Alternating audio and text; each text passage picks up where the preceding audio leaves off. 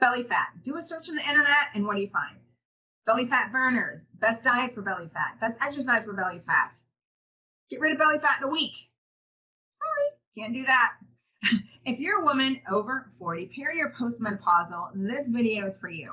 I have a special guest with me today. We're going to give you 3 practical things that are going to help you target that belly fat. You ready? Stay tuned.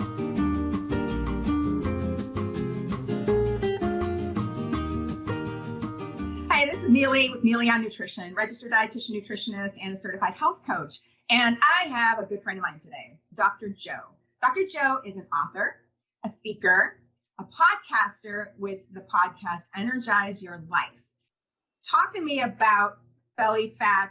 Again, thinking also of my audience, which is mostly women, peri and postmenopausal women. Well, we have that stuff, and this is a shirt. This isn't my fat, but we have fat that's hanging down there. We've got maybe the jiggly thighs. I mean, let's face it, we're not perfect when we get into our later years. We're all trying to get better, but not perfect. There's no such thing as perfect, as you know, unless they airbrush it, because nobody really has that kind of perfect body. But yeah, what I'm really concerned with is the stuff that's marbled around those abdominal organs, because that's the dangerous fat that's increasing your risk for heart disease, diabetes, cancer, and even increases your risk for dementia. And people sometimes think of belly fat. They think of like, here's your muscle, and then on top of your muscle, there's this fat. It's not really like that, is it?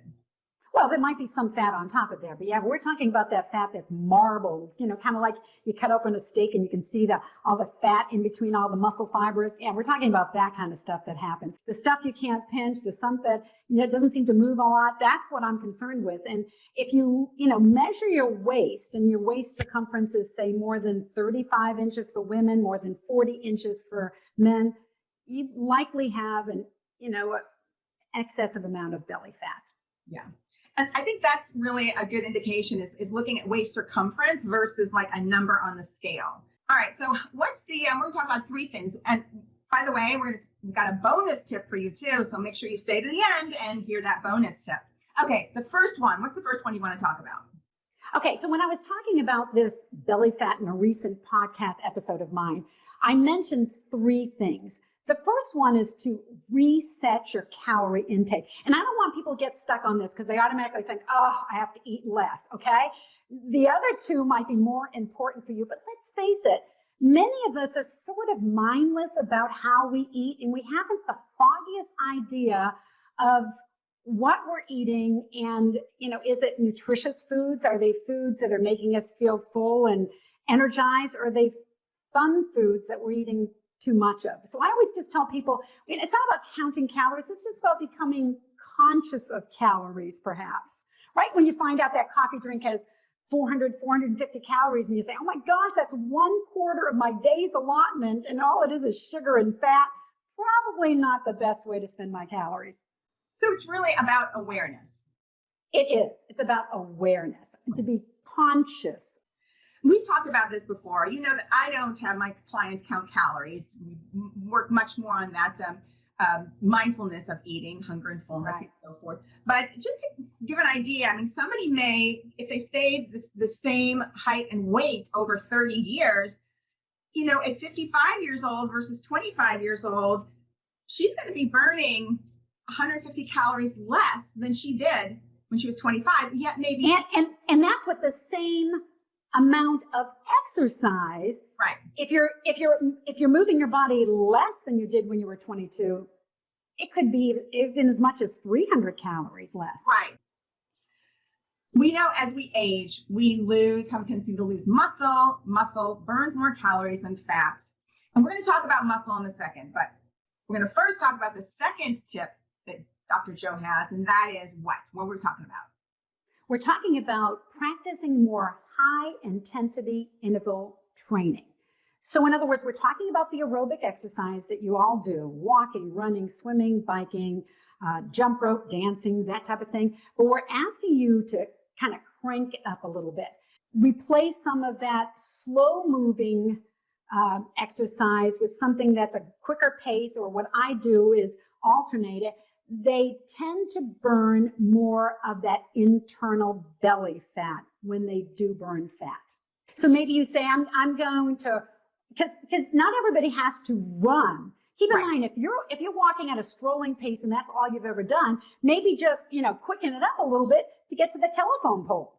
Right. And say, when I get to the telephone pole, then I'm going to bring it back down, get my breathing back to a rate that's comfortable for me, and then speed it up to the next telephone pole. So it's alternating between a typical aerobic exercise and a high intensity interval training. So nobody expects you to keep it up at that high level for the long period of time. I use a spin class as an example all the time, which I don't particularly care for the spin classes, but that's what they are. You kind of go into the pace, and then the instructor, as you crank it up. Again, you also bring up something I think really important, and that is, even if you're just, doing a little bit more slower pace, 3 miles an hour, for example, just slower, just ramping it up. So we don't have to be running or spinning or whatever. So wherever you are now, just every few minutes, ramp it up. And talk with your medical professional first before you change your exercise routine, and make sure that your body, your heart is equipped to be able to manage that. So certainly check with your doctor first. Okay, excellent. All right, so that's the second one. What is the third tip that you have for us? The third tip has to do with our muscle mass, because we've talked about how as we age, our metabolism goes down because, with aging comes the loss of muscle mass. So while that exercise that we've talked about is going to help us to burn a little bit more of that belly fat, and yes, it's going to help us to maintain some of that muscle mass, you've got to increase it as you age. So if you're not doing any kind of resistance exercise, it's important to start doing that twice a week. And I'll tell you, it's a lot simpler than you think it is. People think they need to go to the gym and lift weights with those machines or get the dumbbells out. And sometimes it's as simple as doing something with your body weight. So what would be some examples of doing something with your body weight? Well, the American College of Sports Medicine recommends that you target 8 parts of your body. So you've got your calves, your quadriceps, hamstrings, you've got your hips, your lower back, your abs, you've got, your biceps and your triceps. And it's all about targeting specific things. So for example, I use an exertube, which is an exercise resistance band. You've got one there. Absolutely. So they're about the width of, your finger, and very, but they come in different resistance. Thank you. Yes. So right. Yeah. So the yellow one is fairly light. Then it goes into, I believe, it depends on the brand, but then the green, and the red, and the blue. And so keep in mind, what I recommend is that the average man start with maybe the red, and the average woman start with the green, so a light intensity. And you should be able to, so something with an exertube, you've got the handles on both ends, picture it underneath your feet, grab it with your hands, and maybe do some bicep curls. You can do it while you're watching your favorite TV show. You can do it while you're watching the kids play, whatever is going on. And you want to do some slow reps, 8, 10, 12, something like that, until your arms are like exhausted. And if you say, well, that was easy, you're going too fast, or your resistance isn't extreme enough. And with those tubes, I like the way it's adjustable. So for example, if it's too easy to do this, then just put a little bit more of that tube in between your legs. So in other words, you tighten it up a little. Shorten it. Right, shorten the tube, and all of a sudden now it's a little bit harder. And again, you want to be able to get 8, 10, 12 reps before your arms say, I've had enough. Then give it a break for a minute or two, and then you'll be able to do another set. And you will find that your muscle mass will start to increase. And again, muscles burn more calories than fat, so you get to eat more. My favorite part. It also can help somebody maintain their weight, because if they're doing resistance as they transition into that peri post-menopausal, they can maintain their weight versus gaining, having that physical activity going into that stage is ideal. But it's never too late to start. Never too late to start. And in fact, I have a YouTube video that I called it, You're Never Too Old to exercise, and it's just videos of people in their 70s and 80s doing gymnastics or swimming or doing dancing, things like that. You're never too old to exercise. And I'm thrilled my mom has gotten into it. So it's like, yay, mom. Okay. We've got being mindful of just calories and not needing to count calories. That's not what it's about. It's that awareness of knowing that Frappuccino is 400 calories or whatever it may be. So anyway, it's just being mindful of calories. The second one was cardio, but more intensity of cardio, like doing the HIIT, high intensity interval training.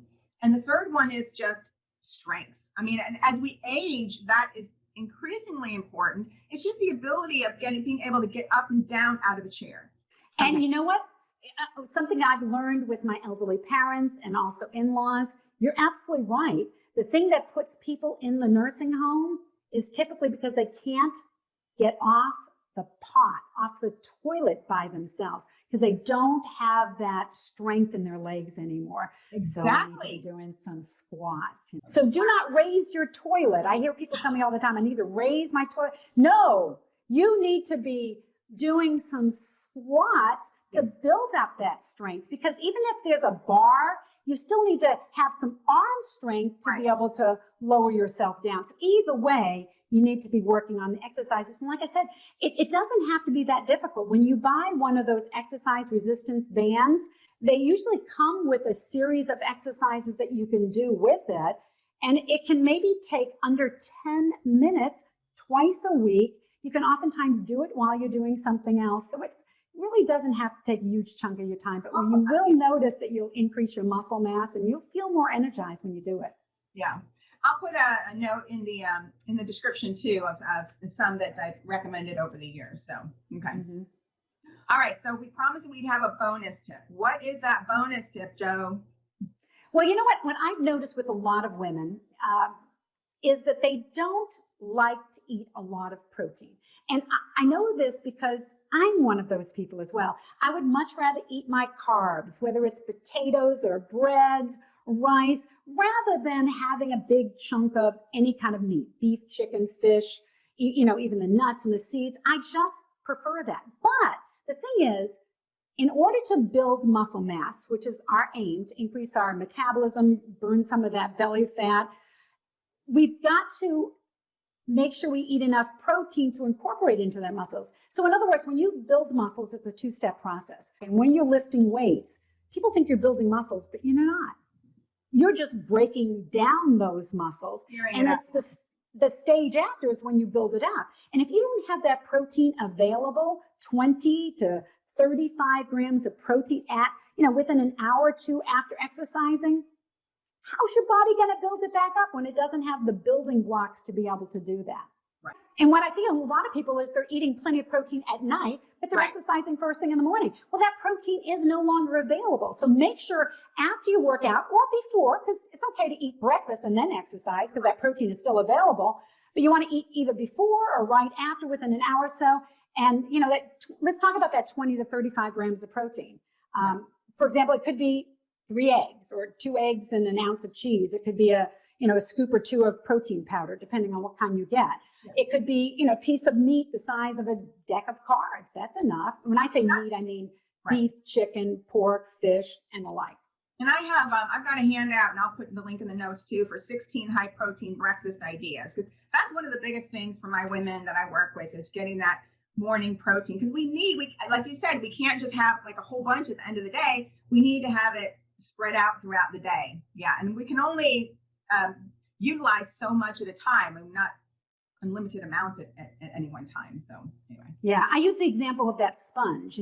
When you put that sponge in water, it can only hold so much water, and then the rest drips off.